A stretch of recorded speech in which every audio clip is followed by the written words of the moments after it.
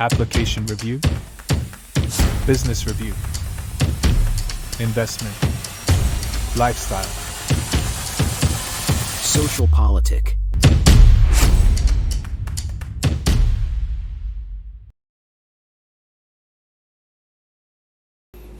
Halo Bapak Ibu, saudara-saudari sekalian, lovers and haters. Salam cerdas Indonesiaku. Jumpa lagi kita pada kesempatan kali ini. Bagi Anda yang belum subscribe channel saya, silakan subscribe channel saya. Tekan loncengnya agar Anda dapat notifikasi setiap kali saya mengupload video-video saya. Oke, kali ini saya akan membahas siapa pemenang pertarungan atau peperangan akbar antara Megawati dan Jokowi di Pilkada 2024 kemarin. Ya, siapa pemenangnya? Ya, memang belum bisa ditentukan pemenang mutlak, tapi setidaknya dari peta pemenangan Pulau Jawa dan Sumatera, ya saya belum dapat data Pulau Kalimantan, Sulawesi, Bali, Madura, NTT, Papua, Maluku belum. Kita lihat 2 pulau besar aja dulu ya, Sumatera dan Pulau Jawa. Ya, nanti kita lihat dari situ kira-kira siapa nih pemenangnya. Tapi sebelum itu seperti biasa ada yang numpang lewat nih ya. Ini ada cuitan dari siapa itu Zizi ya, Sisi Lestari. Lambang negara Indonesia adalah Garuda, bukan banteng katanya ya. Dan yang paling respect, gerak cepat kalau ada permasalahan rakyat kecil hanya Gerindra katanya. Tumbangkan banteng, pilih paslon yang didukung oleh Pak Prabowo dan Mas Gibran. Dan kita siap untuk menowekan calon-calon dari Banteng. Wih, seru nih ya, cuitannya bikin panas aja nih Sisi nih ya. Oke, kemudian Vicky Yosi juga mencuit bahwa dalam kampanye Akbar Ridho Ridwan Kamil Suswono terlihat berbagai bendera organisasi massa yang juga bendera-bendera partai. Slogannya Satukan Jakarta. Nggak kayak kampanye si Ono sampai bendera PDIP diumpetin. Iya, jadi kampanye Pramono Rano itu nggak ada bendera partai, khususnya Banteng, nggak ada. Mungkin dia takut kali ya, karena kan Banteng seperti dimusuhin gitu ya sama mayoritas warga ya, setidaknya 58 plus. Saya nggak tahu lah, ini kan asumsi ya. Nah, oleh karena itu, ini TKR 007 bilang, tega emang tim ses Jakarta itu.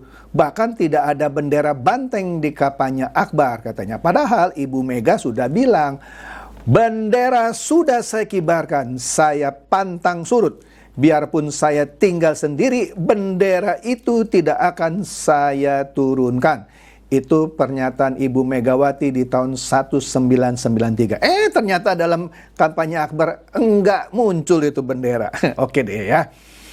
Mungkin strategi ya, mungkin takut kalau dipasang benderanya jadi kurang bagus hasilnya. Mungkin, saya nggak tahu lah ya.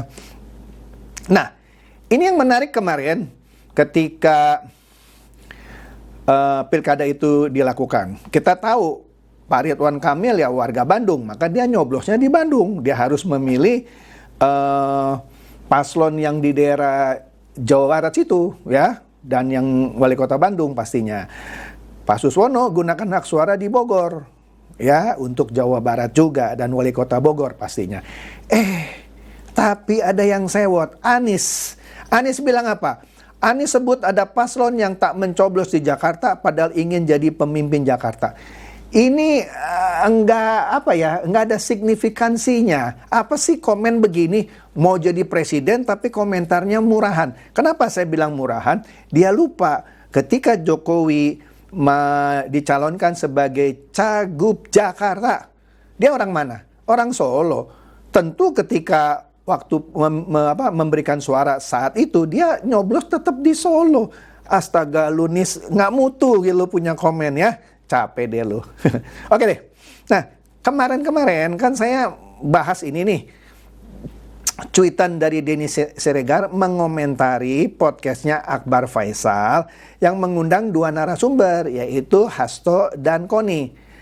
Koni memberikan pendapat bahwa Sekjen PDIP dalam hal ini Hasto akan segera menjadi tersangka nggak tahu lah kasus apa ya.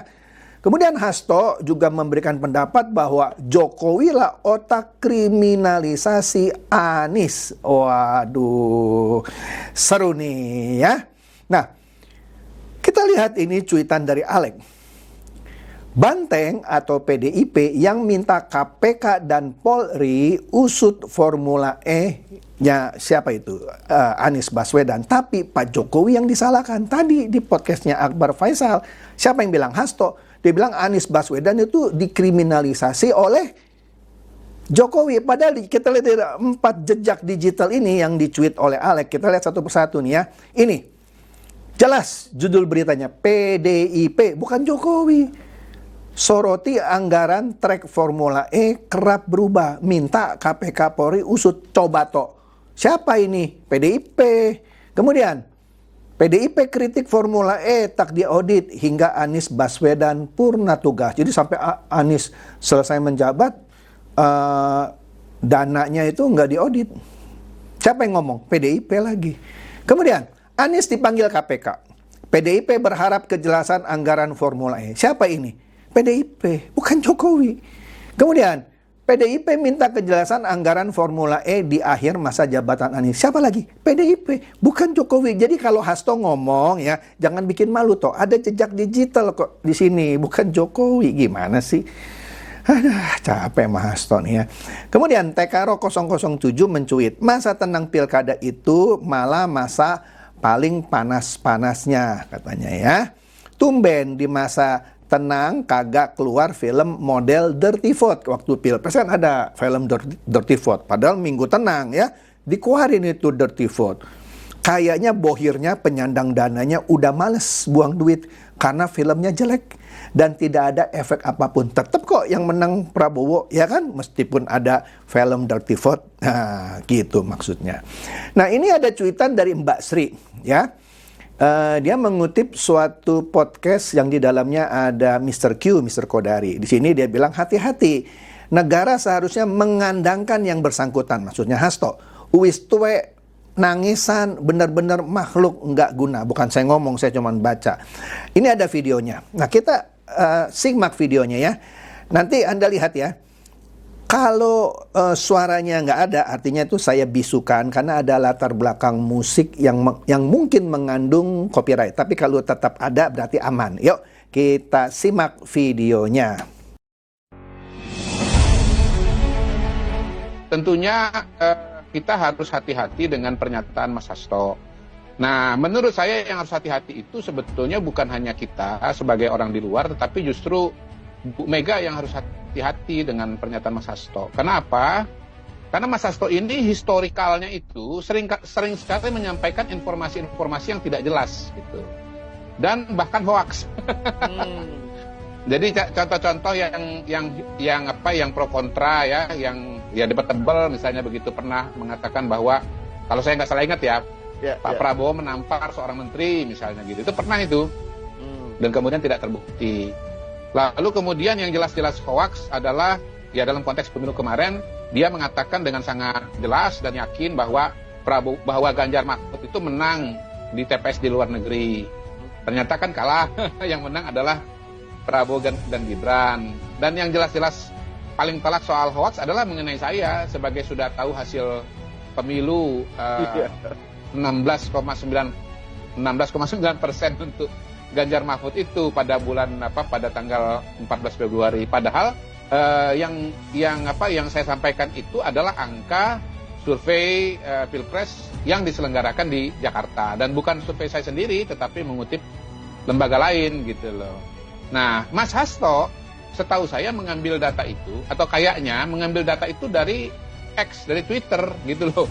Yang jelas-jelas adalah hoax gitu. Jadi saya kan pernah mengatakan bahwa Mas Hasto ini sekian brutal dan berbahaya serta kasihan bagi PDI Perjuangan.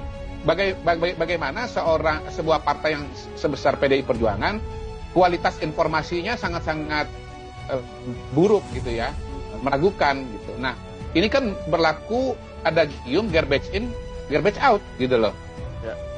Kalau orang terdekat pimpinan tertinggi partai politik dalam hal ini Ibu Mega mendapatkan informasi yang tidak akurat, nanti yang disampaikan itu adalah sesuatu yang salah itu. Itu catatan pertama ya Mas Hal ya. Jadi hati-hati dengan Hasto ya. Nah, tadi jelas ya.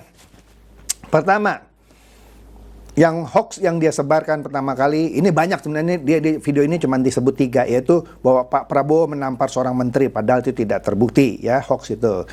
Pak Prabowo sih santai aja. Nah, kemudian kedua, dia ngomong kan, koar-koar, itu sama aja sama Pak Andika Perkasa juga sama, dia ngomong bahwa pemenang Pilpres dan pemilu lah gitu ya, di luar negeri itu adalah PDIP dan Ganjar.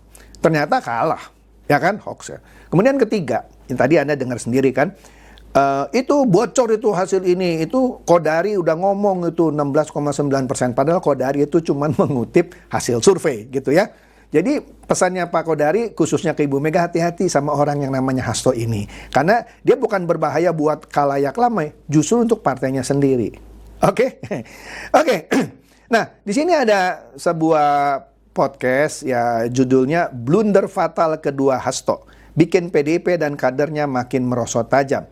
Pedagang kaki lima ikut jalur gerakan anti banteng. Nah, karena dia menyamakan Pak Jokowi dengan pedagang kaki lima, kan kurang ajar gitu ya. Maka blunder dia ya. Blundernya di mana? Nah, di dalam peperangan antara Megawati dan Jokowi di pilkada baru-baru ini. Cepat aja nih ya, ini dia nih hasilnya di Jakarta. Ini video saya buat kemarin ya, walaupun tayang hari ini. Ini saya buat sekitar jam 4 sore ya. Nah, ini suara masuk sudah 96,5%. Ya, artinya sudah stabil. Di sini sementara pemenangnya adalah Pramono Rano 49,43. Tetapi sayangnya khusus untuk Jakarta suara itu harus 50% plus. Kenapa? Itu beda sendiri Jakarta. Yang lain selama suaranya paling banyak dia otomatis menang. Kenapa Jakarta harus 50% plus?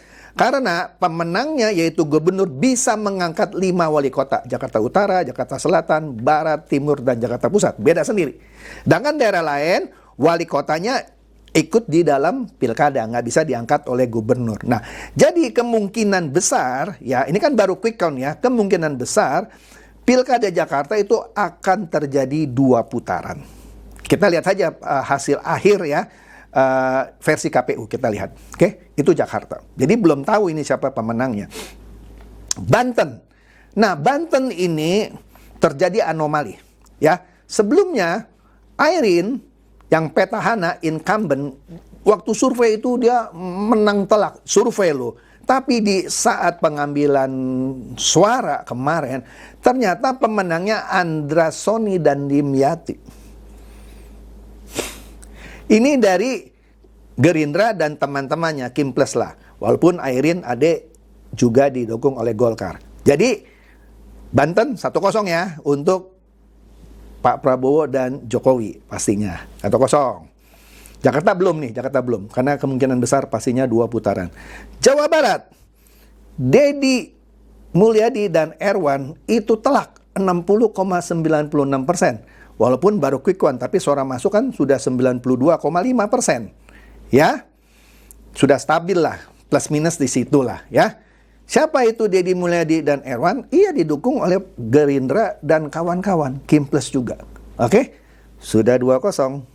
Kemudian Jawa Tengah, telak Lutfi dan Yasin ya menang 59,26%. Suara masuk dari quick count ini 94%. Ya kan? Sudah dipastikan Lutfi dan Yasin akan menjadi gubernur Jawa Tengah dan wakil gubernur Jawa Tengah.